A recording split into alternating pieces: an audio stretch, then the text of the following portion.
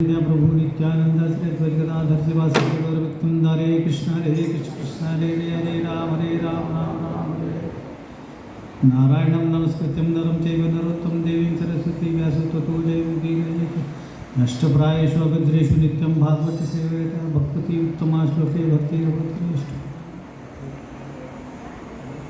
हरे कृष्ण। सर्वप्रथम दीक्षा गुरु परम पूज्य लोकनाथ महाराज जी के चरणों में दंडवत प्रणाम करता हूँ और उनसे आए तुक की वांछा की कृपा करता हूँ। हरि बोल, हरि बोल, हरि बोल।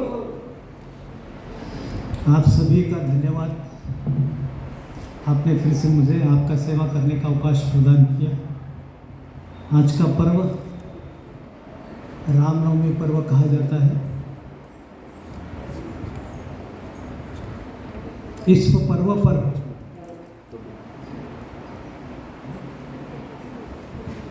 क्या सुनना पसंद करेंगे, राम की लीला या राम गीता? क्या सुनना चाहेंगे? जैसे भगवत गीता होती है उसी प्रकार से और 23 गीताएं हैं, उसमें से राम गीता एक है। राम गीता, नारद गीता, उद्धव गीता, यम गीता, हंस गीता, ऐसे टोटली 23 गीताएं हैं। उत्तर गीता, उद्धव गीता, परमहंस गीता, षडज गीता, पिंगला गीता, शांपाकर गीता, मंगी गीता, असगर गीता, हरिता गीता, व्रत गीता, काम गीता, यम गीता, तो ऐसे 23 गीताएं हैं, उसमें से राम गीता एक है। तो आप राम गीता सुनेंगे या रामायण सुनना चाहेंगे? राम गीता है? तो राम गीता और भगवत गीता में ज़्यादा कुछ अंतर नहीं है। यहाँ बोलने वाले प्रवक्ता एक ही है, पर श्रोतागण अलग अलग है। प्रवक्ता एक ही है, मतलब श्री कृष्ण के अवतार, विष्णु के अवतार ही हैं गीता बोलने वाले, पर प्रवक्ता कुछ अलग अलग है। राम गीता में मैं जहाँ तक अध्ययन किया, समय का ध्यान रखते हुए सिर्फ 2 घंटे ही मिले मुझे प्रिपरेशन के लिए। यहाँ आया 2:30 बजे और 5:30 बजे तक 5 बजे तक जो भी मिला मेरे को उतने में मैं अध्ययन कर पाया। तो राम जी 3 जनों को जो है सो बोध दिए थे, वही मैं पढ़ के आया। एक लक्ष्मण जी को बोध दिए, दूसरा हनुमान जी को दिए, तीसरा जो है सो तारा को दिए। जहां तक मैं पढ़ा, अभी कितने लोगों को दिए मैं तो नहीं पढ़ा, लेकिन इन तीनों के बारे में पढ़ा हूं। वैसे ही उद्धव को भी भगवान जी ने दिया था, तो वो उद्धव गीता हो गई। नारद जी ने वाल्मीकि ऋषि को दिया, नारद जी ने सुखदेव गोस्वामी को भी दिया, तो वो नारद गीता हो गई। भागवत कैसे शुरू हुआ? जब नारद का जो है सो बोध मिला सुखदेव गोस्वामी को, व्यास ऋषि को, सुखदेव गोस्वामी को, तब स्टार्ट हुआ भागवत। लिखा तो व्यास ने ही, लेकिन बोलने का प्रचार किसने किया? सुखदेव गोस्वामी ने। वैसे ही रामायण तो लिखा वाल्मीकि ने, अब लिखा तो उसने, फिर प्रचार किसने किया इसका? कोई बताएंगे? प्रचार कौन किया रामायण का? लव और कुश ने किया। सबसे पहले लव और कुश किया। सवे श्री राम प्रभु ऐकती, कुशलव रामायण गाती। तो सब में पहले लव कुश ने शुरू किया। तो वैसे तो लव और कुश रामायण 9 दिन में खत्म करते थे,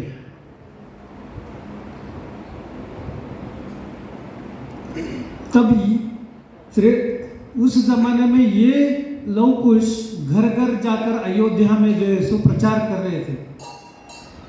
तो राम जी को पता चला कि ऐसे लव और कुश हैं, जो कर रहे हैं, तो उन्होंने भी अपनी इच्छा जाहिर की कि मैं भी सुनना चाहूँगा। तब लौर कुश को लेके आए और ये सुनने लगे रामायण। अच्छा ये बताइए, सीता जी को एक ही बच्चा था या 2 थे? कितने थे? कितने थे?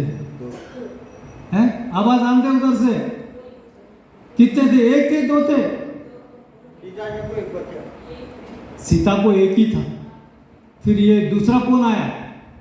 कैसे आया?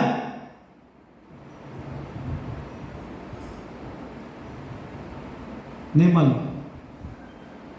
सीता को सिर्फ एक ही था लव। वो जब वाल्मीकि आश्रम में गई तब देखभाल करने के लिए वाल्मीकि जी को बोले कि ये मेरा लव यहाँ पर रखा है, इसको सुलाती हूँ मैं और पानी लेके आने के लिए जाती है। ऋषि जी मैं जब तक आऊँगी इसका ध्यान रखिए। तो ऋषि जी बोले अच्छा ठीक है। तो वो लव को सुला करके पानी लेने के लिए गई।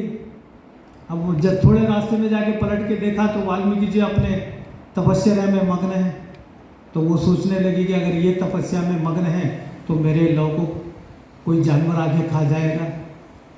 तो रहने जो, ऋषि जी बोली उठा के लव को लेके चले गए। अब थोड़ी देर के बाद वाल्मीकि आँख खोल के देखते तो क्या लव गए थे। अरे बाप रे ये क्या हुआ, मैं तो ध्यानस्थ बैठा था, सीता को क्या जवाब दूंगा, लव तो नहीं दिखा। तो भर अपने कुश लिया वहाँ से। कुश किसको बोलते मालूम? तो एक टाइप का घास होता है ना, उसको कुश बोलते हैं। तो वो लिए कुश लिए, उसको जो है सो आकार दिए और उसमें मंत्र का प्रोक्षण कर दिए। वहाँ पर वो बन गया, कुश बन गया, जीवित हो गया। फिर सीता मैया आई, देखी तो क्या यहाँ पर एक है। अब जिसको जीवित किया उसको तो मार नहीं सकते ना। तो बोले ये कुश है, ये लव है, ये कुश से बना इसलिए उसका नाम कुश। वाल्मीकि वाले बोले कि दोनों को संभालो, इसलिए वो हो गया लव कुश। मोबाइल किसका है भाई, साइलेंट करो। तो ऐसे होके ये लव कुश हो गया। था तो एक ही, वो बाद में वो लव कुश ऐसा होके लव कुश हो गया। मैं ज़्यादा डिटेल नहीं बताऊंगा क्योंकि एक युग जिसका लीला में बीता है उसका मैं 1 घंटे में क्या वर्णन कर सकता हूँ। 13 युग रामापुर राम का लीला है वो, और हम 1 घंटे में क्या रामायण बोलेंगे। एक गुण भी बोलना तो हमको युग लगेंगे, युगांतर युग, ये जन्म तो बस नहीं होगा। तो ऐसे राम की लीला है। राम को, रामायण को एक काव्य के रूप में भी देखा जाता है, इसको महाकाव्य भी कहते हैं। और वैसे तो ये सबसे प्राचीन ग्रंथ है, भागवत से भी प्राचीन ग्रंथ है। ये पूरे रसों से भरा हुआ है, इसमें सारे के सारे रस है, इसमें त्याग है राम में। और सब में भगवान के हमारे लिए शिक्षा है इसमें, किसके किसके साथ कैसे संबंध रखे हैं भगवान, वो है इसमें। जब भगवान अयोध्या से चले थे तो सिर्फ राम बनकर चले थे। जब सीता मैया को लेकर लौट आए अयोध्या, तब वो मर्यादा पुरुषोत्तम राम कहलाए। तब तक वो मर्यादा पुरुषोत्तम नहीं थे। क्यों नहीं थे?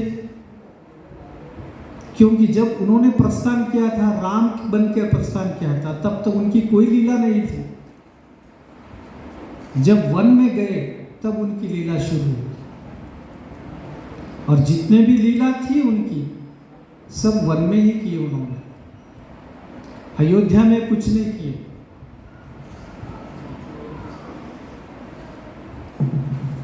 तो राम गीता सुनना चाहिए, रामायण बोले फट से। रामायण सुनेंगे तो मैं सब एक बताते जाऊंगा। अरण्य कांड का एक, अयोध्या कांड का एक, बाल कांड का एक, सुंदर कांड का एक लीला बताऊंगा। वो भी लीला शॉर्टकट, क्योंकि 1 घंटे में सभी कवर होना है। जो जो आपको मालूम है वो तो मैं नहीं बताऊंगा। कैसे पैदा हुए, कौन पैदा हुए, उनकी माता कौन थी, उनके पिता कौन थे, ये सब नहीं बताऊंगा। ये सब आपको मालूम है, बताने की जरूरत भी नहीं है। ये सब आप नहीं पढ़े तो भी सीरियल देख के परफेक्ट होते हैं, है ना। रामानंद सागर की कृपा है सबके ऊपर, है। हाँ, तो इसीलिए वो सब नहीं बताऊंगा, तो थोड़ा थोड़ा बताऊंगा मैं।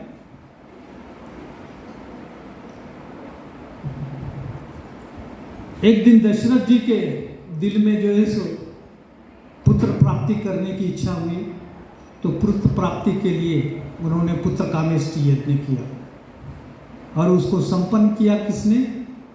वशिष्ठ ऋषि ने, क्योंकि वशिष्ठ ऋषि उनके कुल गुरु थे। तो जैसे ही पुत्र कामेष्टि यज्ञ किया, यज्ञ पुरुष प्रकट हो गए और फिर हाथ में खीर देकर कहा, आपके तीनों रानियों को इसका प्रसाद ग्रहण करने के लिए बोलिए, आपकी पुत्र प्राप्ति हो जाएगी। तो वो खीर ग्रहण किए और फिर राम लक्ष्मण भरत शत्रुघ्न सब हुए।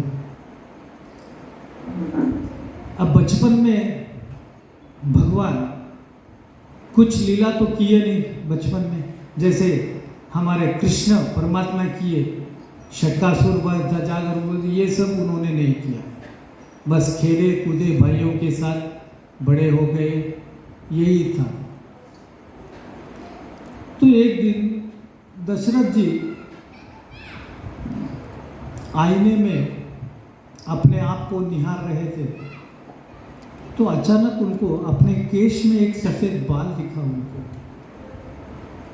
तो सोचने लगे कि चलो अब मैं तो बूढ़ा हो गया, सफ़ेद बाल हो गए, अब ये राज मेरे को सौंपना पड़ेगा। तो राम सबसे अति प्रिय थे,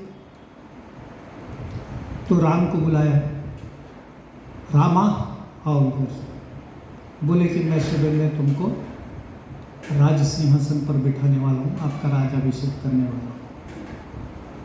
तो रामा के साथ साथ उनके 2 फ्रेंड्स भी थे, वो लोगों ने भी सुना। वो तुरंत भागते दौड़ते दौड़ते जा कर के सबको बता दिए, कई को, कौशल्या को, सुमित्रा को, सबको बता दिया। सब खुश हो गए, अयोध्या नगरी सज रही थी, सब सज रही थी। तो मंत्रा देखी क्या हो रहा है, आखिर 8 दिन से अयोध्या नगरी सज रही है, ये क्या चल रहा है अयोध्या में। तो बोले कि राम अभिषेक होने वाला है। तो जाके कई को सिखाती है, तू कितनी हौली है, तेरा बेटा भरत अगर वो नहीं बनता तो ये कई का पहले से ही उसका जो है सो उसको वरदान था, वो भगवान से वरदान मांग के आई थी। अब वो कैसे वरदान मांगी थी, क्या मांगी थी, मैं डिटेल नहीं बताऊंगा, क्योंकि अब वो बताऊंगा तो फिर वो लीला में चले जाएंगे। जैसे कली भगवान को जो है सो बोल के आया था कि मैं धरती पर जाऊंगा तो धर्म उच्चाटन करूंगा, तो परीक्षित से मांगा था ना, कली 4 स्थान मांगे थे। उसी तरह से कई के दासी थी मंथरा, उसने भी भगवान से वरदान मांग के आई थी, भगवान को चैलेंज करी थी कि तेरे से मैं हमेशा लड़ती रहूंगी।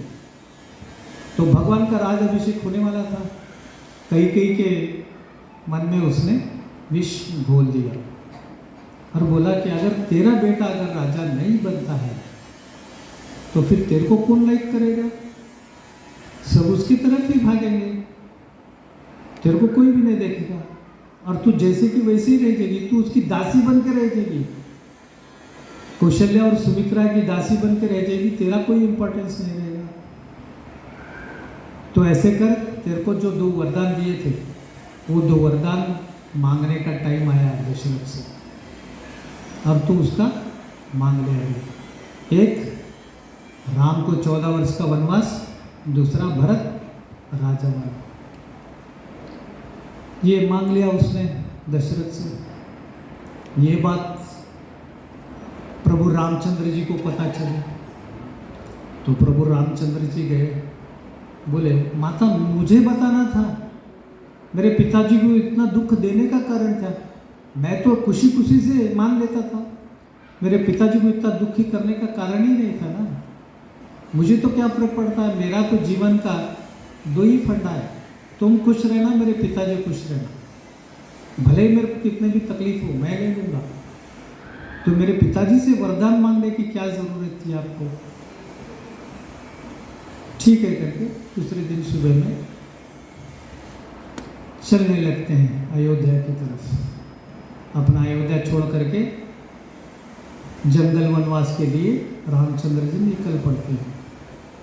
अब जैसे वो निकल पड़ते हैं, माता का आशीर्वाद लेने के लिए जाते हैं, तो माता बोलती है कि तुम पिताजी का वचन पालन करने के लिए तुम इतना तत्पर हो, तो मेरी भी एक बात सुननी पड़ेगी आपको। तो बोले बताओ क्या करना है?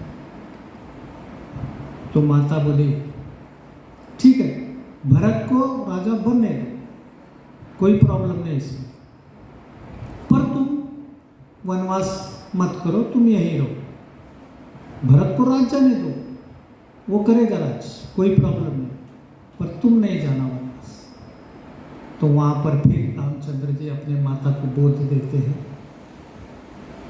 कि पत्नी का धर्म है पति के वचनों का पालन करना। माता तुम कैसे विरुद्ध में बोल रही हो? पिताजी का वरदान है, वचन है कि मैं वनवास जाना, ऐसे वचन दिया उसने, और तुम उनके अगेंस्ट कैसे बोल सकती हो? तुम तो पति के साथ मिलकर करना है, संसार पति जो कहता है उसको तुम जो है सपोर्ट करना है, तुम उनके विरोध में कैसे जा सकती हो? नहीं जाना चाहिए माता जी, तुम पिताजी के विरोध में नहीं जाना चाहिए। जिस पिताजी की जहाँ खुशी वहाँ तुम्हारी खुशी, ऐसा उन्होंने बोल दिया रामचंद्र जी अपने माता जी को, और निकले वहाँ से। तो निकलते में फिर सीता जी आती है। सीता जी बोलती कि मैं भी चलूँगी तुम्हारे साथ वनवास।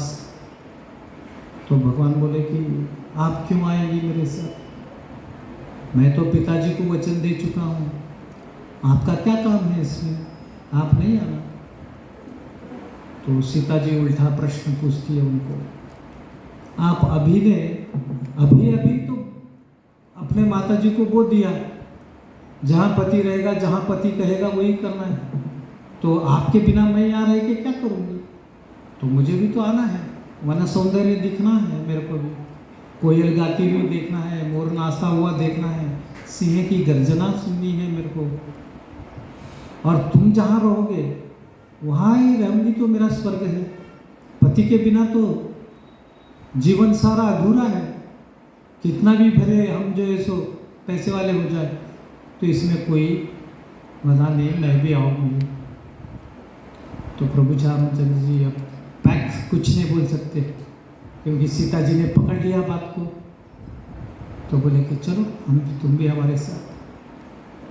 फिर लक्ष्मण जी आते हैं उधर से। अगर सीता जी के स्थान में अगर कोई स्त्री रहती तो वो मंजर कैसा होता था, वो दृश्य कैसा होता था? ತಂದೆ ವಚನ ನೀ ಕೊಟ್ಟಿದ್ದೀನಿ, ಹೋಗಿ ನಾ ಯಾಕೆ ಬರಲಿ ನೀನು ಸರಿ? ಅಡುಗೆ ಮಾಡಿ ಹಾಕ್ಲಿಕ್ಕೆ ಬರಬಾರ್ದು, ನಾ ಹೋಗ್ಲಿಕ್ಕೆ ನೀನು ನಡಿ, ಹೋಗ ನೀನು ತಂದೆಗೆ वचन ಕೊಟ್ಟಿದ್ದೀನಿ, ನಾ ಯಾಕೆ ಬರಲಿ ನೀನು ಸರಿ? ऐसा बोलते थे ना आज के कलयुग वाले। ಹೋಗ್ಲಿಕ್ಕೆ ನಡಿರ್ಬೋದು, ಹೆಂಗಸರು ಬರಲ್ಲ, ನೀ ಹೋಗಿ ನಾವ್ಯಾಕೆ ಬರಬೇಕು? ऐसा वो त्रेता युग के वैसे नहीं थे, जहाँ रामचंद्र जी वहाँ सीता जी, ऐसा था। अब कलयुग में कैसा है, जहाँ कंचनम कार्य सिद्धि वहाँ पे सब है ना, तू कमाने तू जा, मैं बैठ के राज करती है ना, ऐसा था। और सीता मैया बोलती है अगर तुम वहाँ पर जमीन में पर भी सोएंगे और मैं यहाँ मुलायम गद्दों पर भी सोएंगी, तो ये मैं कांटे लगेंगे, कांटे की तरह लगेगा ये बिस्तर, मैं नहीं रह सकती। आज के कलयुग वाले क्या बोलेंगे, बेनो न लेते थोड़े जड्डू बाम हचरी ना मैल मकोती नहीं क्या बोलेंगे नहीं आज की स्त्रियाँ। ऐसा है डिफरेंस, कली का ऐसा वो है, महिमा है कली का। ये सब क्यों आता है, ऐसे क्यों आता है, ऐसे विचार क्यों आते हैं कलयुग में? प्रभु जी लोगों को और जो है माता जी लोगों को। क्यों ऐसा विचार आते हैं, कभी सोचा? क्यों आते? ये विचार आने का कारण क्या रहता है? जैसा अन्न वैसा मन। शुद्धता नहीं है हमारे में, सत्व गुणी नहीं है हम लोग, इसी के कारण ये सब आता है। भक्ति करना है तो सिर्फ यहाँ आए, कथा सुने, घर गए, फिर खाए सोए, ऐसा नहीं होती भक्ति। भक्ति में आने के लिए सर्वप्रथम हमको सत्व गुण में आना है। सत्व गुण में आना बहुत बड़ी बात है। सत्व गुण में आने के बाद जो है सो बहुत कुछ होता है। जिस इंसान के शरीर में सत्व गुण का प्रवेश होता है, बहुत सा सत्व गुण जिसमें होता है ना, निरंतर सत्व गुण जो होता है, उसके साथ देवता भी रमण करने के लिए सोचते हैं। देवता भी सोचते हैं कि इस आदमी का संग मैं कब करूं। भक्ति रसामृत सिंधु में बताया गया। मैं पोस्ट भी करा, देखो कोई पढ़ा भी नहीं है। बीदर ग्रुप में मैं पोस्ट भी किया उसको। तो देवता लोग भी तरसते हैं सत्वगुणी इंसान का संग करने के लिए, और हम सत्वगुणी नहीं हैं, रजोगुणी तमोगुणी जाति है। इसीलिए जो है सो हमको ये सब विचार आते हैं। ये बुद्धि की इसीलिए हमारी भ्रष्ट होती है। इसीलिए हमारे पास बोलते हैं प्याज छोड़ो, लहसुन छोड़ो, कॉफ़ी छोड़ो। किस लिए बोलते हैं? इसीलिए बोलते हैं। भक्ति करने वाले की शुद्धता इसी में आती है। करके देखो, 4-6 महीने छोड़ के देखो, फिर आपको खुद चेंज मालूम होगा कि हम क्या कर रहे हैं। तो ऐसे विचार आज के कलयुग में बहुत कम लोगों में आते हैं।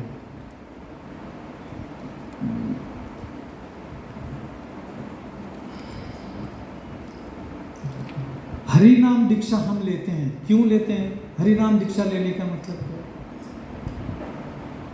हरि नाम दीक्षा मैं भी आप लोगों को दे सकता हूं। भक्ति रसामृत सिंधु अध्याय 19 में बताया गया है। हरि नाम दीक्षा के लिए गुरु से ही लेना ऐसा प्रोविजन नहीं है, कोई भी दे सकते हैं। हरि नाम दीक्षा मैं भी आप लोगों को दे सकता हूँ। फिर भी हम गुरु को चुनते हैं। क्यों चुनते हैं? महाराजों को चुनते हैं। क्यों चुनते हैं? उसके पीछे का कारण क्या है? हरिनाम दीक्षा महाराज से ही लेना है। क्यों लेना है? उसके पीछे का कारण ये होता है कि हम अपने गुरुओं के पाद चिन्हों पर चलने का प्रयत्न करना है, उनका अनुसरण करना है। अब मेरा क्या आइडेंटिफिकेशन है? मैं यहाँ बोलूँगा, हैदराबाद में जाऊँगा, मैं क्या कर रहा हूँ कौन देखने वाला है? तो मेरे जैसे पापियों से हरिनाम दीक्षा नहीं लेना चाहिए। इसीलिए हम गुरु महाराजों को सेलेक्ट करते हैं। क्यों गुरु महाराज को सेलेक्ट करते हैं? क्योंकि वो सत्वगुणी है। उनके पाद चिन्हों पर हमको चलना है, उनका अनुसरण करना है, उनका एक आदर्श है। तो वो आदर्शों पे हम चलने के लिए उनको चॉइस करते हैं। बहुत सारे महाराज है, कोई किसी को चॉइस करता, कोई किसी को चॉइस करता है। क्यों चॉइस करता है? अपना अपना चॉइस है। अब मुझे कीर्तन अच्छा लगता था, मैंने परम पूज्य लोकनाथ महाराज को चॉइस किया, वो कीर्तन के सम्राट है। कोई भक्ति रसामृत महाराज को चॉइस करता है, कोई गोपाल कृष्ण को चॉइस करते हैं, अलग अलग चॉइस। तो हम मेन ऐसा गुरु महाराज को चॉइस करने का ये है। तो सत्व गुण में क्यों आना है? तो इसीलिए आना है। अब ये जो आप चित्र देख रहे हैं, ये चित्र का मतलब क्या है? बड़े बड़े भागवतकार, गीताकार क्या बताते हैं इसको मालूम है? ये जो 5 घोड़े हैं, ये 5 घोड़े आपके इंद्रिय हैं। 5 इंद्रिय हैं आपके। इन 5 इंद्रियों को, और ये जो लगाम पकड़े हैं कृष्ण जी, ये आपका मन है। ये 5 इंद्रियों को पकड़ने के लिए मन का आवश्यकता बहुत है, क्योंकि चंचले मना कृष्ण, बहुत चंचल है मन। और इस मन को अगर कृष्ण के हाथ में दे दिए लगाम के रूप में, तो आपके इंद्रिय ऑटोमेटिक कंट्रोल हो जाएंगे। इसीलिए आपको 16 माला का जप क्यों रखा है? इसलिए रखा है। करो, जितना आप जब कर सकते हो उतना आप में जो है तो सात्विकता बढ़ती है, उतना आप कृष्ण की ओर चलते हैं। इसका पुष्ट का ऐसे ऐसे जो है सो गीताकार लोग ऐसे इसका स्पष्टीकरण देते हैं।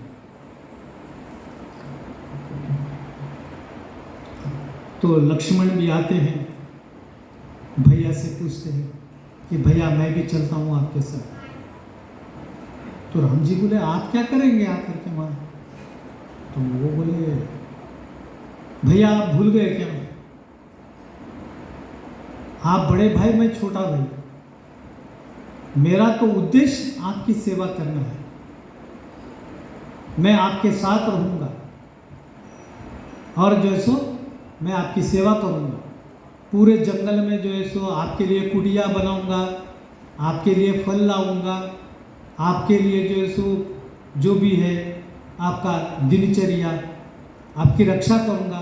रात में आप सोएंगे तो मैं जो है सो आप जागता रहूँगा, मैं आपकी सुरक्षा करूँगा, मैं रात तमाम नींद नहीं करूँगा, आपके लिए नींद नहीं करूँगा, मैंने तो शपथ ले लिया है भैया मैं नींद नहीं करूँ।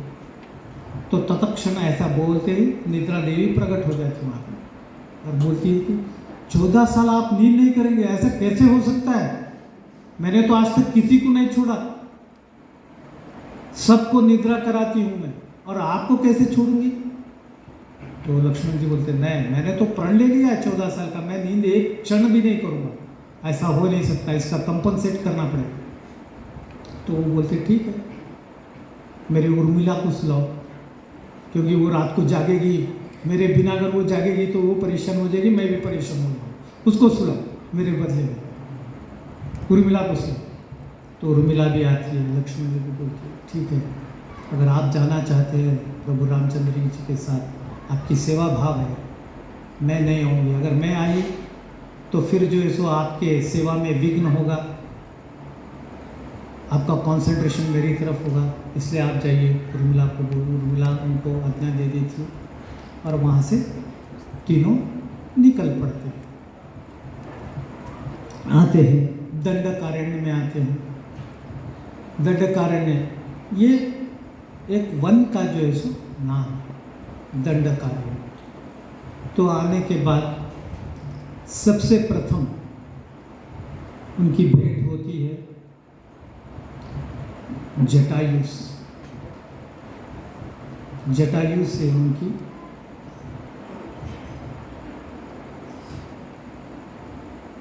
थोड़ा पीछे चल के देखते हैं या बाद में बताओगे, ठीक है। हाँ, जटायु से उनकी जो है सो सर्वप्रथम भेंट होती है। ये जटायु कौन है? कोई बोलो जटायु कौन है? सबको रामायण मालूम है ना, फिर क्या हुआ? जटायु कौन है?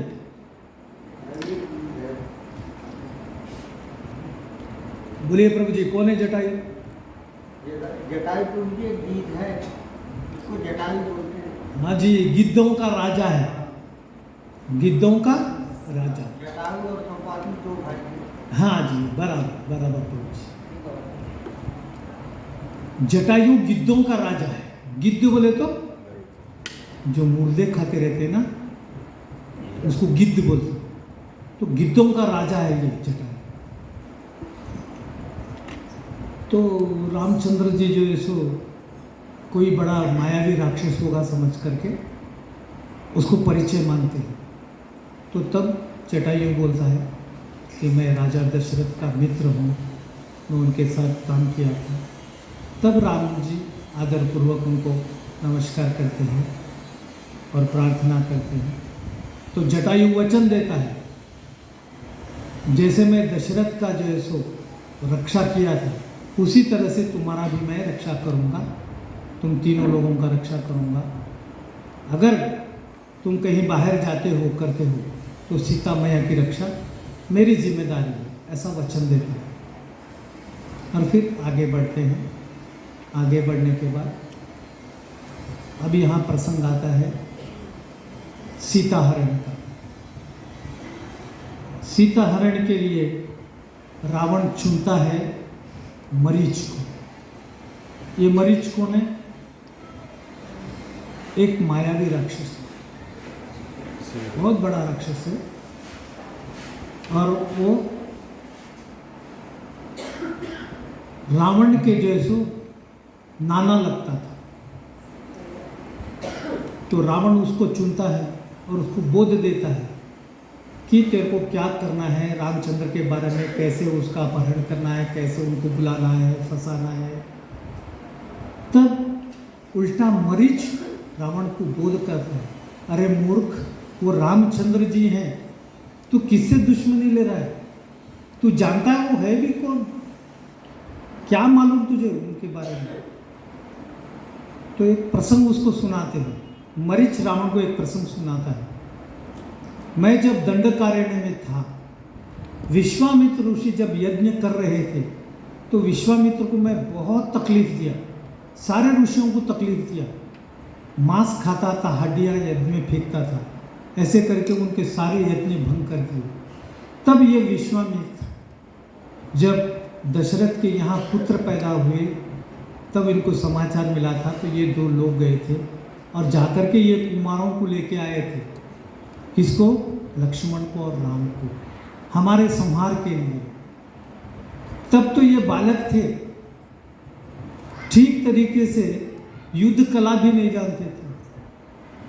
तब इन्होंने, प्रभु रामचंद्र जी ने एक मेरे को तीर मारा था, वो तीर इतना खींच के मारा था उन्होंने कि दंडकारण्य से लेकर मैं श्रीलंका तक आया था।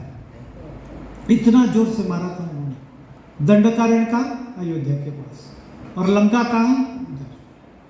तो उस तीर का जो फोर्स था, वो फोर्स से इतनी दूर में आके गिरा। तब तो ये बालक था, और आज तो नौजवान है। सोच कितना वीरता होगी उनके पास, कितनी पावर होगी, और तू मेरे को उनको लुभाने के लिए बोल रहा है? मैं बच गया, वही बड़ी बात है। तो फिर से रावण सुनता नहीं, बहुत गुस्से में आता है। तो कहता है, नाना जी तुम जाएंगे या मैं तेरे को ख़त्म कर दूँ यहाँ? तो मरीच बोलता है, तुझ जैसे पापी के हाथों से मेरा मृत्यु होने से भी अच्छा है कि मैं राम के हाथों से मरूं। तो फिर वो आता है मरीच, हाँ करके वो मृग बन जाता है, सुवर्ण का मृग बन जाता है। सीता वहाँ से लोभी हो जाती है। फिर वहाँ से सीता का हरण होता है। सीता का हरण होते हुए में जटायु आता है, और वो लड़ता है जटायु, लड़के करके फिर अपना आजुजल हो जाता है। जटायु खत्म हो जाता है, रावण आगे चला जाता है दे करके उसको। तो जाने के वक्त सीता मैया एक एक आभूषण गिराते हुए जाती, पुष्पक विमान से अपने एक एक आभूषण गिराते हुए जाती है। तो प्रभु रामचंद्र जी बहुत कंफ्यूज हो जाते हैं कि किधर ढूंढो, कहाँ ढूंढूं, कहाँ गई मेरी सीता? इतना विलाप करते हैं, इतना विलाप करते हैं। देखो, देवता भी अपने स्त्री के बगैर नहीं रह सकते, हम तो मनुष्य हो, बहुत विलाप करते हैं। तब इनकी भेंट होती है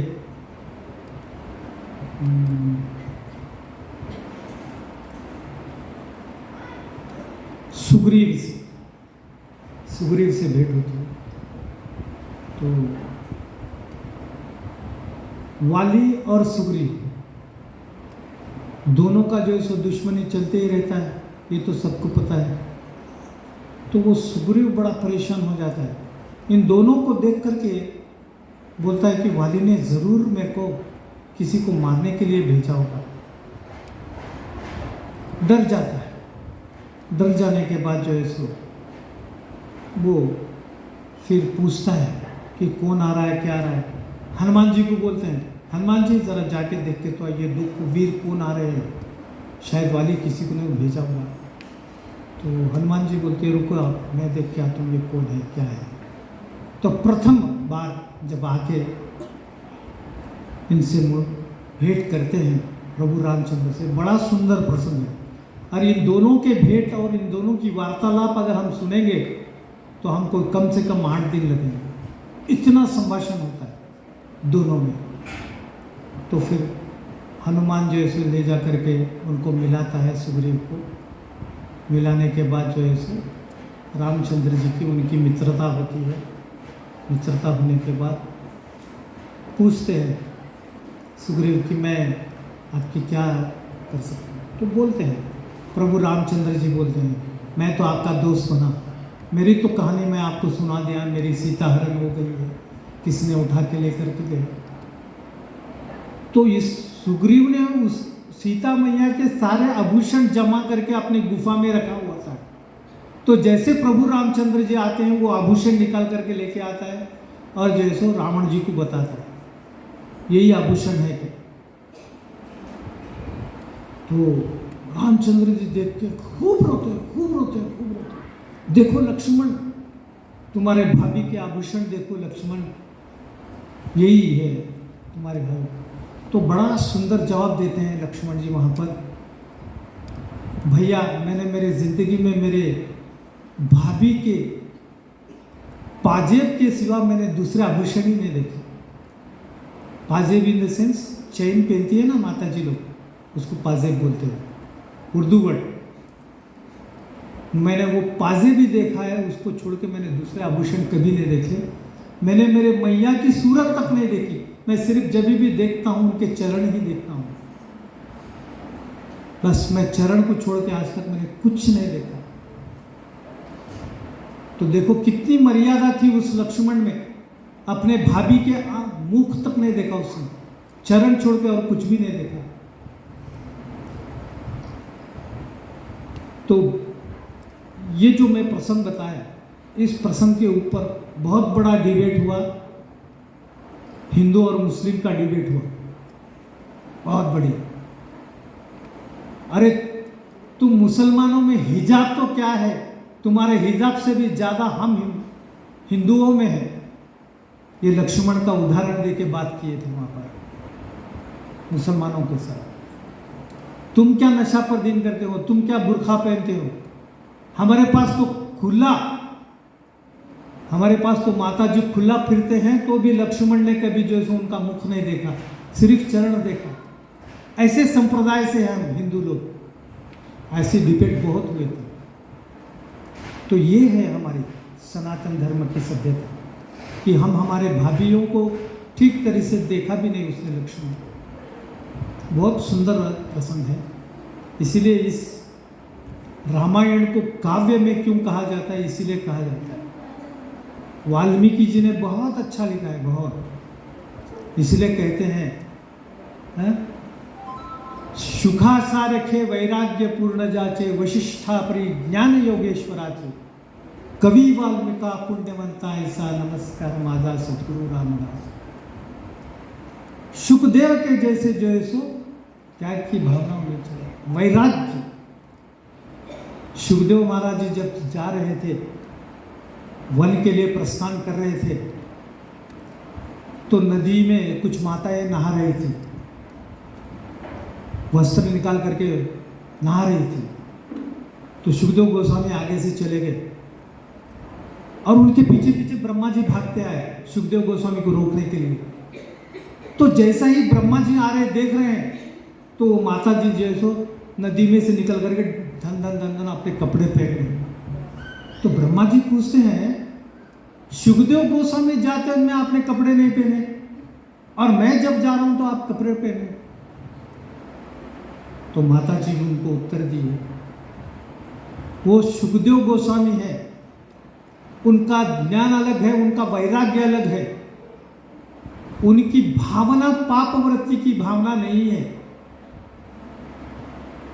वो हमारे तरफ देखे भी नहीं और उनको भान भी नहीं है। लेकिन तुम ब्रह्मा हो, तुम्हारा ज्ञान अलग है, तुम्हारा देखने के चक्षु अलग है, तुम्हारी भावना अलग है, इसीलिए तुम हमको माता की तरह नहीं देखते हो, तुम भोग विलास की तरह देखे हो, इसलिए हमने कपड़ों से अपना शरीर ढक लिया। ये फर्क है सुखदेव गोस्वामी में और जो है ब्रह्मा में। तो इसलिए कहते वैराग्य वैसा होना चाहिए सुखदेव गोस्वामी के जैसे। और ज्ञान वशिष्ठ के जैसा किसी का भी नहीं था। वशिष्ठ थे कौन? एक क्षत्रिय थे, पर काम क्या था? ब्राह्मणों का काम करते थे। इसीलिए वशिष्ठ को ज्यादा इंपॉर्टेंस नहीं है, क्योंकि आध्यात्म में बताया जाता है ब्राह्मण अगर ब्राह्मण का काम करता है तो सही है,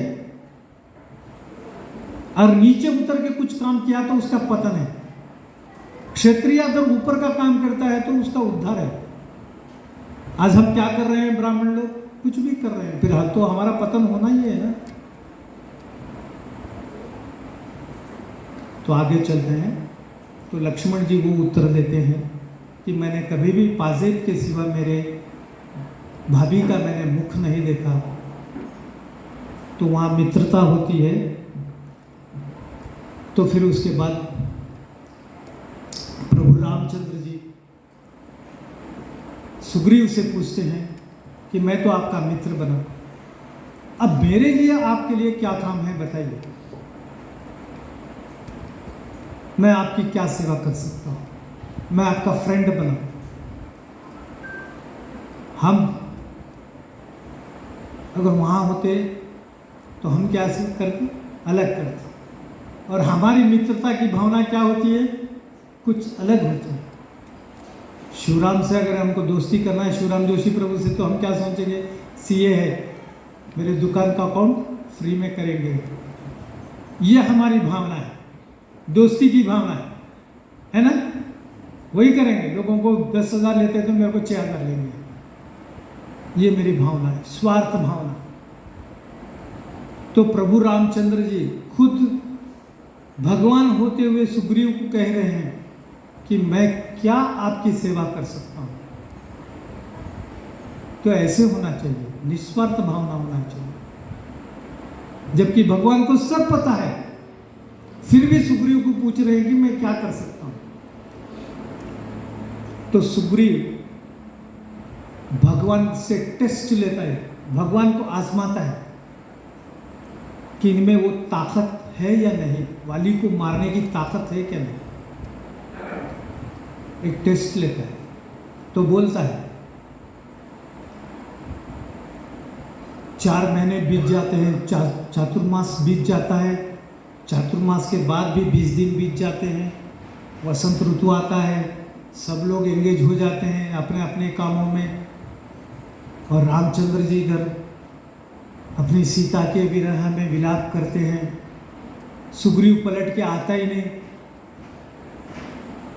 रामचंद्र जी बोलते हैं क्या हुआ लक्ष्मण, 4 महीने बीत गए, ये वानर तो हम लोगों को भूल गया क्या? दोस्ती किया भूल गया? तो लक्ष्मण बड़े क्रोध, ये रजगुणी थे लक्ष्मण जी, ये सत्वगुणी नहीं थे। बात करते ही मार ही देता, दूसरा इनके जबान पे आते ही नहीं। तो बोले कि भैया अभी चाहता हूँ उसको खत्म कर देता हूँ। अरे बोले अरे खत्म करोगे तो आगे का काम कैसे होगा? रुक, थोड़ा शांत, फिर जाओ पूछो क्या हुआ क्या नहीं, पूछो क्षेम है नहीं है, ऐसे मारने मरने की बातें मत करो लक्ष्मण। तो जाते हैं, पूछते हैं, पूछो तो तब सुग्रीव बोलता है वाली को मारने के लिए रामचंद्र जी सक्षम है नहीं है, ये मैं कैसे देखूं? क्योंकि तुम जैसे साधारण वो भी साधारण है, उनकी ताकत का अंदाजा नहीं रहता। भगवान क्या कर सकते ये पता नहीं था उनको। तो बोलते हैं कि क्या करना चाहिए? फिर आप बोलो, आपके लिए हम क्या एग्जाम दें? तो आप सक्षम है नहीं है, मेरे को देखना पड़ेगा, तभी मैं जाके सीता मैया को ढूंढने के लिए मैं मदद करूंगा। तो ठीक है, क्या टेस्ट है बोलो? तो बोले कि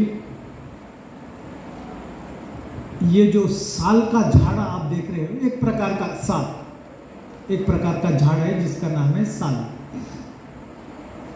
अब वो कैसे प्रकार का झाड़ है नहीं मालूम, उसका नाम है साल।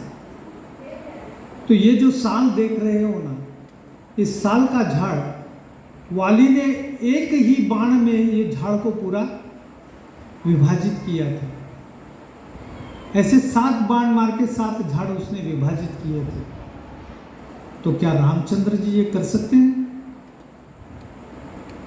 तो लक्ष्मण बोले हाँ कर सकते हैं। तो फिर दो परीक्षा। तो भगवान बोले, भगवान अपने अपने अंदर में सोच लिए,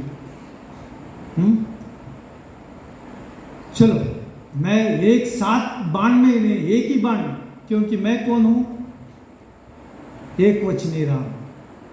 एक ही बाण में पूरे 7 बाणों को उड़ा दिए भगवान, विभाजित कर दिया। तो तब जाके एग्जाम में आप पास हो गए। सुग्रीव बोलता आप एग्जाम में पास हो गए, अब मैं आपकी सेवा करूंगा, अब मैं आपको बताऊंगा। तो फिर वहां पर वाली के बारे में सब कुछ बताता है सुग्रीव, और वाली जो है सो फिर भगवान रामचंद्र जी उसको छुपके से वाली का दहन कर देते हैं, उसको मार देते हैं, उसको चुपके से मारते हैं। क्यों मारते हैं चुपके से? कोई बताओ मेरे को। प्रभु रामचंद्र जी आगे आगे मारना था, चुपके क्यों मारे? वाली को वरदान करता। बराबर प्रभु जी, किसका वरदान था? वाली को वरदान था कि कोई भी सामने आए तो उसका आधा वन छीन लेता था। वाली को किसने दिया था ऐसा वरदान? पता नहीं, ये पता मुझे। हाँ। वाली को इंद्र का वरदान था। इंद्र ने उसको एक हार दिया था गले में पहनने के लिए। जब भी कोई दुश्मन तुझसे लड़ने के लिए आएगा, ये हार पहने। इस हार से क्या होगा? आगे वाले का आधे का आधा ताकत तुझ में आ जाएगा। ये वरदान था। अब वो क्यों वरदान हुआ, कैसे हुआ, क्या हुआ, उसमें नहीं बताऊंगा मैं। तो ये वरदान था उसको। तो इसीलिए वो हमेशा वो पहन के रहता था। कई बार रावण के साथ भी उसका झगड़ा हुआ, ऐसा नहीं कि रावण के साथ उसका झगड़ा नहीं हुआ, वाली का भी झगड़ा हुआ। रावण को तो उसने 6 महीने यहां बगल में मार के रखा था। अगर वो चाहता तो वहीं दबा देता था उसको, पर नहीं मारा रावण। और भगवान उसको मारने भी नहीं दिए। क्यों मारने नहीं दिए? क्योंकि वाली हमेशा इंद्र तप्ती में रहता था, हमेशा औरतों में रत रहता था, इसलिए उसको वो मारने के लिए उसको वरदान नहीं था। तो भगवान वो वरदान की वजह से छुप करके वाली को मार दिया, वो वरदान की वजह से। और फिर वहाँ तारा आती है। तारा आकर के बोलती है, ये शायद मैंने ये प्रसंग सुनाया था पहले, तारा का आत्मबोध। तो यहाँ पर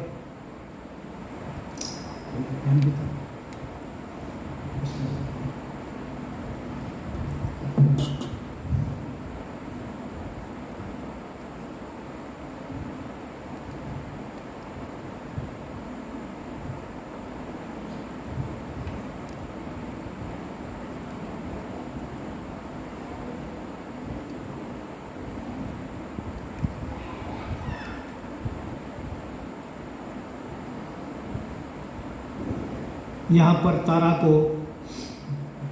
तारा आती है। तारा आकर के भगवान से पूछती है, आपका और वाली का क्या दुश्मनी थी? प्रभु बोले कोई दुश्मनी नहीं।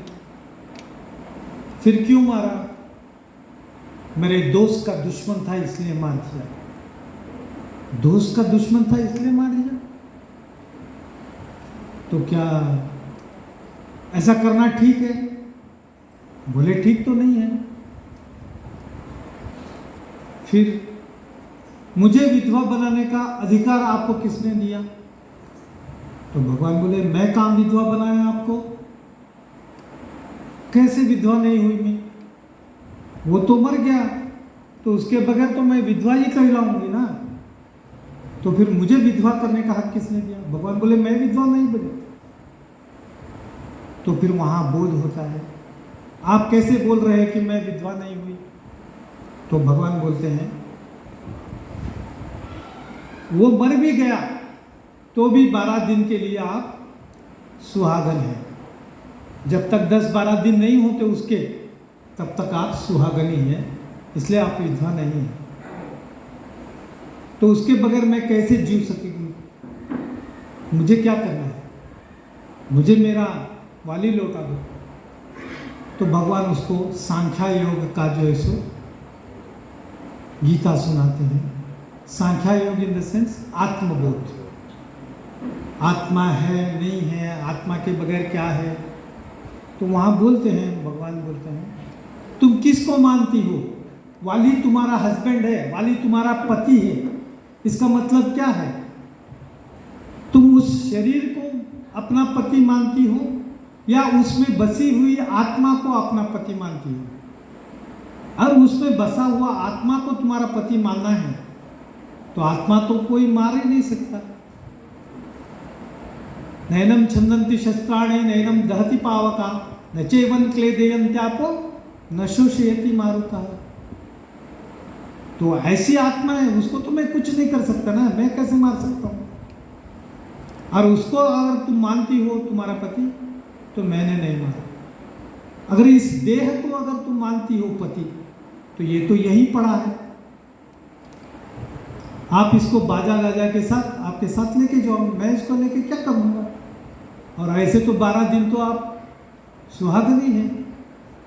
तो फिर उसको आत्मा का बोध देते हैं भगवान। तो उसको एक राम गीता भी कहा जाती है, उसमें काफ़ी अच्छा प्रसंग है। उसको सिर्फ सांख्या योग भी बताते हैं भगवान, बाकी कुछ नहीं बताते हैं, सिर्फ सांख्या योग बताते हैं। फिर आगे चलते हैं अपन। वाली का वध होता है। वाली का वध होने के बाद फिर सुग्रीव को वहाँ पर राजा घोषित करते हैं। राजा घोषित करने के बाद अब सीता मैया की खोज के लिए निकलते हैं। सीता मैया की खोज कौन करेगा? सब में प्रश्न ये आता है कि सीता मैया की खोज कौन करना चाहिए और किस दिशा में जाना चाहिए। सुग्रीव का ज्योग्राफिकल नॉलेज बड़ा ही परफेक्ट रहता हो। इस दिशा में जाएंगे तो ये लगेगा, इस दिशा में जाएंगे तो ये लगेगा, ज्योग्राफिकल बड़ा परफेक्ट रहता। तो प्रभु रामचंद्र जी पूछते हैं उससे कि इतना परफेक्ट कैसे हो तुम? तब तो वो बोलता है कि मैं वाली जब मेरे को सताता था तो मैं इस गुफा से उस गुफा, उस गुफा से इस गुफा में फिरते रहता था, और ये फिरने फिरने में ही मैंने पूरा ज्ञान बटोर करके रखा है। तो फिर कौन जाना?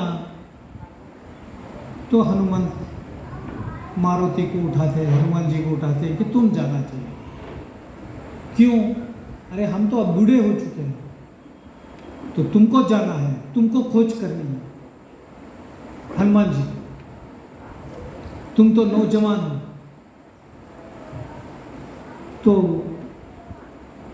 हनुमान जी तैयार हो जाते हैं और जिस पर्वत पर वो चढ़ते हैं, चढ़कर कहते हैं, उसको कहते हैं महेंद्रगिरी पर्वत, महेंद्र पर्वत। और भगवान हनुमान जी का जो आकृति का डिस्क्रिप्शन जो दिया है, वो जो मूर्ति, भगवान जो रूप धारण करते हैं, 40 मीटर ऐसे लंबे हो जाते, 40 किलोमीटर्स, 40 किलोमीटर ऐसा लंबा हो जाता है हनुमान जी, वैसा रूप धारण करते हैं। और 180 किलोमीटर ऐसा उनका चेस्ट देखा गया तो 180 किलोमीटर का रहता और 40 किलोमीटर लंबा, ऐसे रूप अक्राल विकराल धारण करते हैं और महेंद्रगिरी पर्वत पर ठहर जाते हैं। अब वहाँ से उनको छलांग लगानी है लंका के लिए। तो जब वो छलांग लगाते हैं तो सैकड़ों के सैकड़ों वृक्ष पूरे उस पर्वत से उखड़ करके समुद्र में गिर जाते हैं। तो जाते हैं, जा करके सीता मैया का पता लगाते हैं। सीता मैया का पता लगाने के बाद आपको तो पता ही है, लंका में जाने के बाद उनके साथ क्या होता है। लंका दहन होती है, लंका को जलाते हैं, सब ये तो अपन टीवी सीरियल में देखा है। फिर वहाँ से पलट करके आते हैं। आने के बाद भगवान जी को, भगवान रामचंद्र जी को बताते हैं कि सीता मैया का पता लगा है, हमने सब किया है, बताते हैं।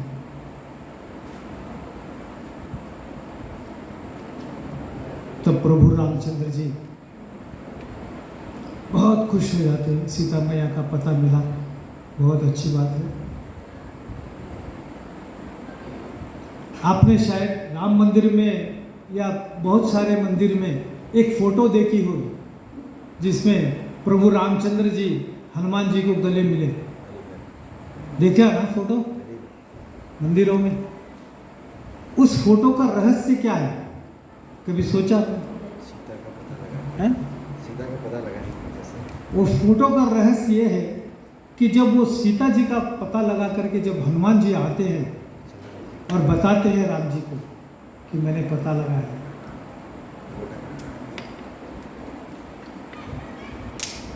राम जी खुश होते हैं और हनुमान जी से बोलते हैं कि आप तो जानते हैं हनुमान जी, 14 बरस मैंने निर्धन होकर जीवन गुजारना हूँ। मेरे पास कुछ धन नहीं है, मेरे पास कुछ आभूषण नहीं है जो आपको मैं दे सकूं, और ना ही 14 साल में मैंने कौन सी साधना भी की है, कोई तप अनुष्ठान वगैरह भी नहीं किया है, तो मेरे पास आशीर्वाद देने के लिए भी कुछ नहीं। तो इससे हमको क्या सीख मिलती है कि हम उसी से ही आशीर्वाद प्राप्त करना चाहिए जिसके पास साधना है। साधना विहीन आदमी से आशीर्वाद कुछ काम करे। मार्कंडेय ऋषि जानते हो आप? मार्कंडेय ऋषि कभी सुना है? मार्कंडेय ऋषि, मार्कंडेय ऋषि की आयुष्य ही एक है, एक दिन है उनका पूर्ण एज ही एक दिन है, फिर भी आज तक वो जीवित है। क्यों जीवित है? हैं? बोलिए बोलिए। मृत्युंजय, वो इसलिए जीवित है। हाँ माता जी, कौन बोलो?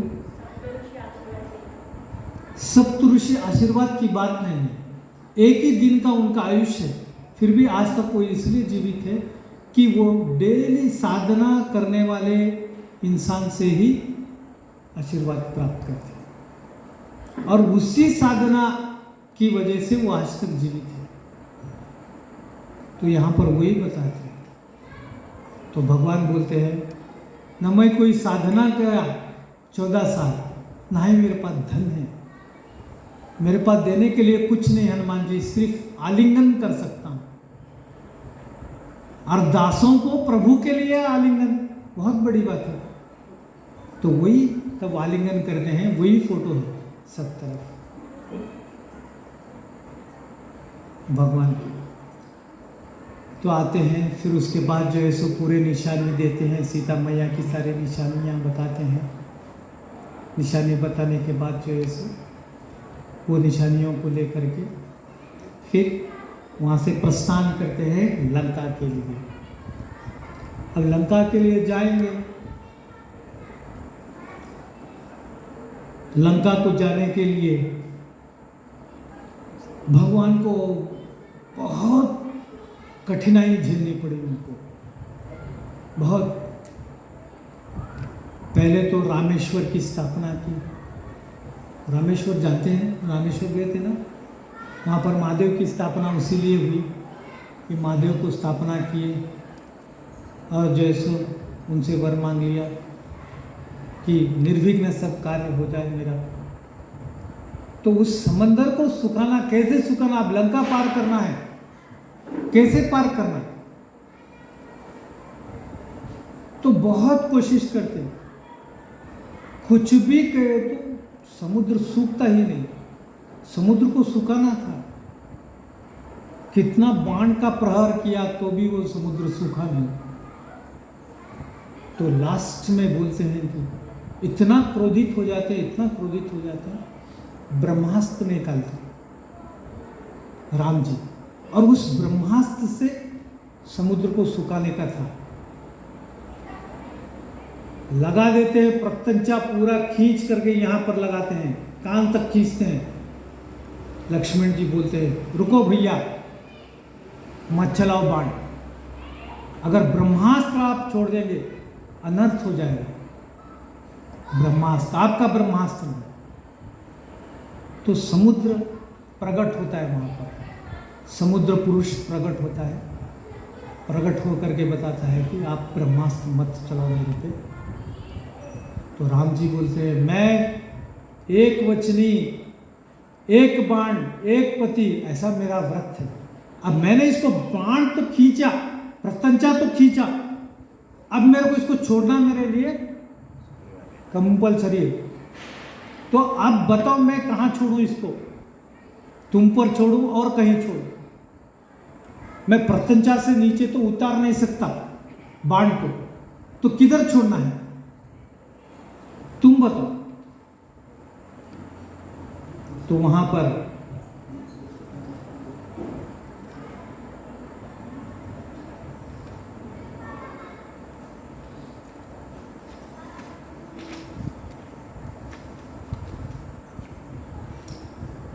समुद्र पुरुष प्रकट होते हैं। मानव रूप में अवतरित समुद्र देव बोले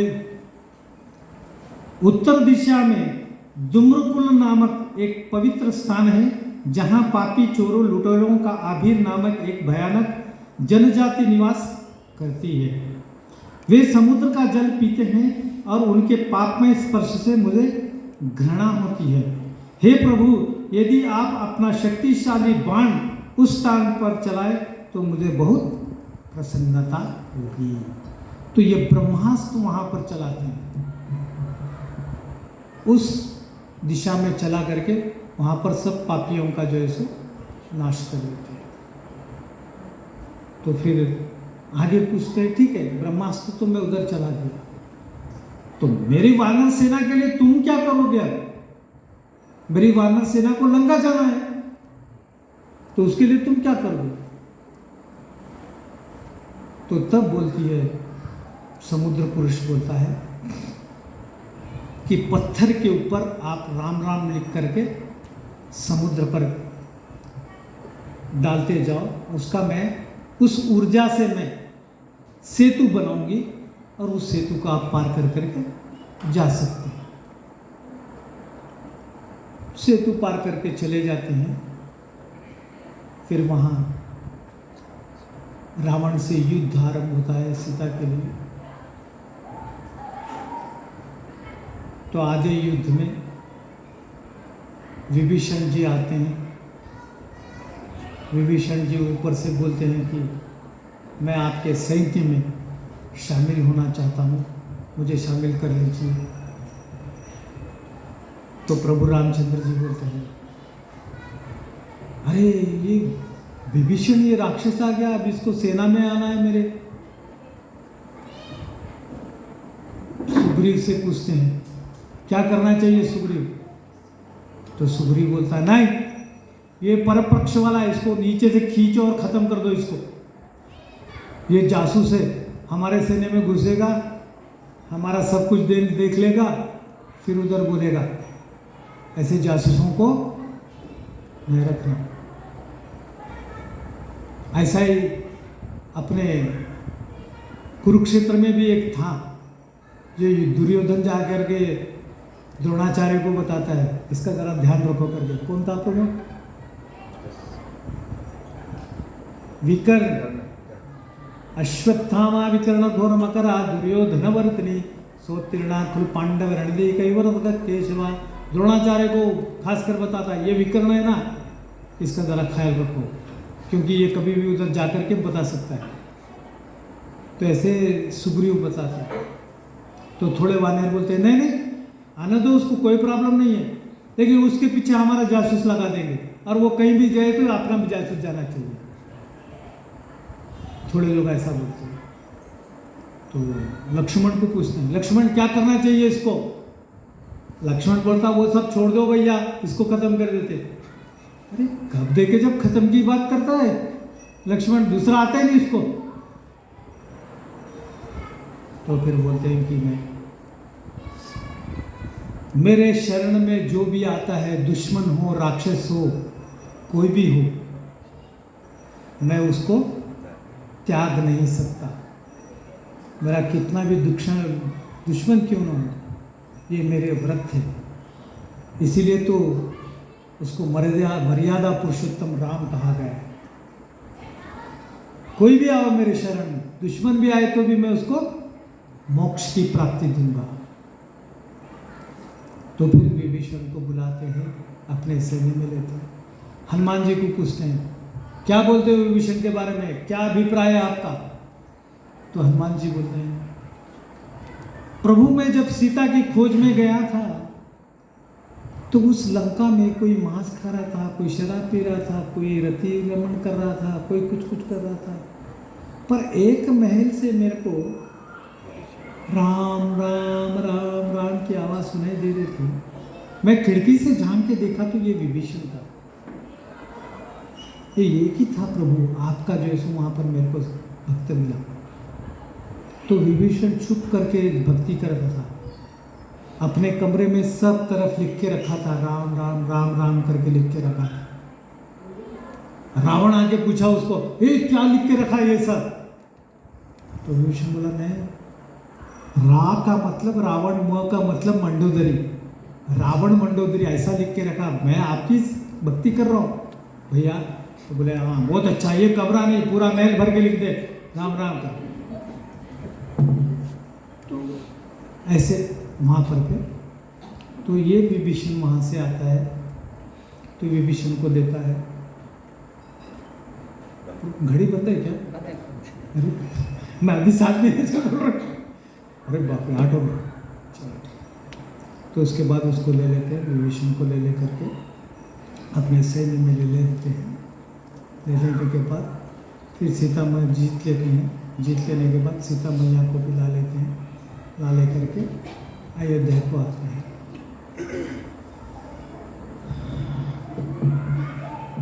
कोई प्रश्न?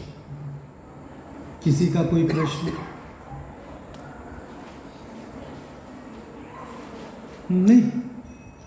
ठीक है। एक श्लोक है, मैं बोलूँगा, मेरे पीछे आप भी बोलिए। रामाय रामभद्राय रामचंद्राय वेदसे, रामाय रामभद्राय रामवेदाय रामचंद्राय वेदसे, रामचंद्राय वेदसे, रघुनाथाय नाथाय रघुनाथाय नाथाय सीतापते नमः। सीतापते नमः। ऐसे अलग अलग नाम प्रभु रामचंद्र को किसने पुकारा मालूम? मैं आज बहुत लोगों का स्टेटस भी पढ़ा, इसके ये वाक्य के ऊपर स्टेटस भी मैंने पढ़ा है, कुछ रॉन्ग है इसमें।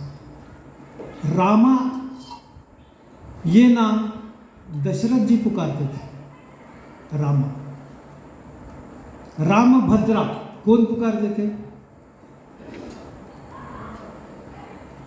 रामा रामभद्रा, रामभद्रा ये ब्राह्मण लोग पुकारते थे अयोध्या के। रामचंद्रा, रामचंद्रा कौन पुकारते थे? उनकी माताएं, 3 माताएं। जब सुबह में उठ के देखते थे मुख तो कमल जैसे आंखें, सूर्योदय किरण के जैसे चेहरा, इसलिए उसको रामचंद्रा बोलते। वेद से, वेद से कौन पुकारते थे उनको? सिर्फ 2 लोग पुकारते थे, विश्वामित्र और वशिष्ठ। सारे वेदों का सारे है ये, प्रभु रामचंद्र ही सारे वेदों का सारे, इसलिए उनको वेद से कहते थे। रघुनाथ कौन बोलते थे उनको? रघुनाथ। अयोध्या की जो सेना थी वो बोलते थे कि हमारे रघुकुल नंदन है ये, रघुकुल के नाथ है, इसलिए ये रघुनाथ है। नाथाय, नाथाय कौन बोलते थे?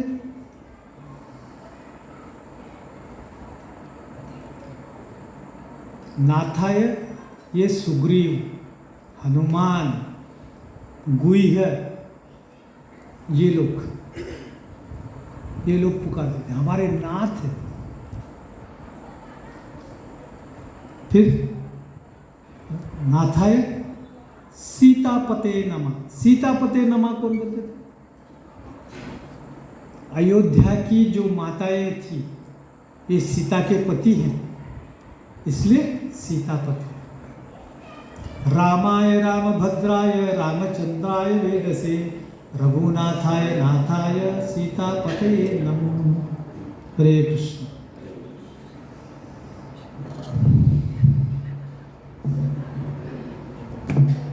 अगर आज का सत्र अच्छा लगा तो समझिए मेरे गुरु महाराज की सेवा करने में मैं तत्पर हूँ।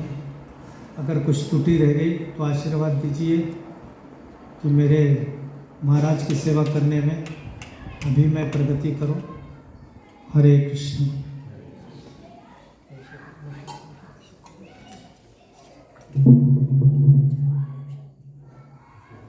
ಇಲ್ಲ ಮುಂದೆ ಮಾಡು ಮುಂದೆ ಮಾಡು